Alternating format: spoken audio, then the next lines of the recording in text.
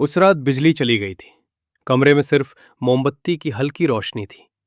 मैं बिस्तर से उठा और आदतन आईने के सामने खड़ा हो गया।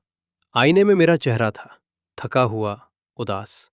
लेकिन आंखें मेरी नहीं लग रही थी। मैंने पलक झपकाई। आईने वाला मैं नहीं झपकाया। मेरी सांस अटक गई। मैंने हंसने की कोशिश की, लेकिन आईने में खड़ा चेहरा नहीं हंसा। वो बस मुझे घूरता रहा, बिल्कुल ऐसे जैसे कोई और मेरे चेहरे के पीछे छिपा हो। मैं पीछे हटा। आईने वाला भी पीछे हटा, लेकिन उसकी आंखें अब भी मुझ पर जमी थीं। उस दिन के बाद मैंने रात में आईने के सामने खड़ा होना छोड़ दिया। लेकिन कुछ चीजें हमारे छोड़ने से नहीं छूटती। हर रात ठीक 3:11 पर मुझे ऐसा लगता जैसे कोई मुझे देख रहा है।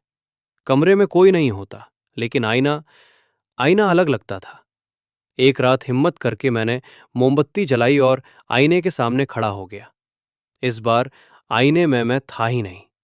वहां कोई और खड़ा था।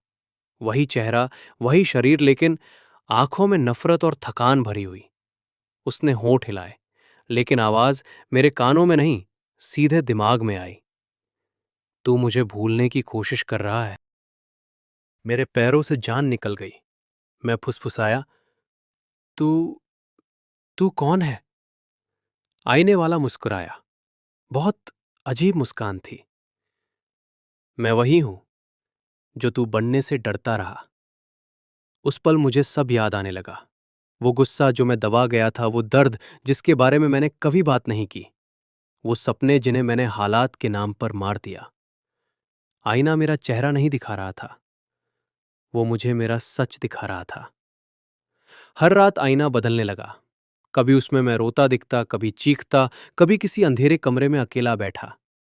और हर बार वो एक ही बात कहता, तू मुझे देख नहीं रहा, तू मुझसे भाग रहा है।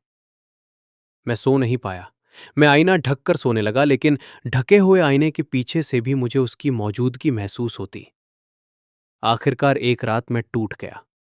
मैंने आईने से कपड़ा हटाया और बोला, ठीक है, मैं भाग नहीं रहा, जो कहना है कह दे। आईने में खड़ा वो चेहरा धीरे धीरे शांत हुआ। उसने कहा, मैं तेरा डर नहीं हूं, मैं तेरा वो हिस्सा हूं जिसे तूने कभी सुना नहीं। आईने की सतह धुंधली होने लगी और फिर मैंने खुद को देखा। सामान्य, शांत, थोड़ा कमजोर, लेकिन सच्चा। उस रात के बाद आईना फिर आईना बन गया। लेकिन अब मैं रात में उससे डरता नहीं, क्योंकि मैंने समझ लिया, कुछ आईने चेहरा नहीं, जमीर दिखाते हैं।